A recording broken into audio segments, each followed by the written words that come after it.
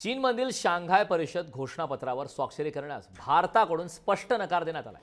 संयुक्त घोषणापत्रात पहलगाम दहशतवादी हल्ल्याचा उल्लेख टाळण्यात संरक्षण मंत्री राजनाथ सिंह संतापले। एससीओ सदस्यांच्या संयुक्त घोषणापत्रात पाकिस्तानातील घटनांचा उल्लेख आहे, मात्र पहलगाम हल्ल्याचा यामध्ये उल्लेख नाही। एससीओ सदस्यांनी पहलगाम हल्ल्याचा निषेध केला पाहिजे। राजनाथ सिंह यांनी आता आपली रोखठोक भूमिका त्या ठिकाणी मांडली आणि चीनच्या भूमिकेविरोधात संरक्षण मंत्री राजनाथ सिंह यांचा शांघाय परिषदेत संताप पाहायला मिळाला। चीनमधील किंगदाओ येथे झालेल्या शांघाय कोऑपरेशन ऑर्गनायझेशन संरक्षण मंत्र्यांच्या परिषदेनंतर संयुक्त घोषणापत्रात पहलगाम या ठिकाणी झालेल्या दहशतवादी हल्ल्याचा उल्लेख या घटनेचा उल्लेख टाळल्याने त्यावर स्वाक्षरी न करण्याचा निर्णय हा आता भारताने घेतलाय। त्या संदर्भात संरक्षण मंत्री राजनाथ सिंह हे संताप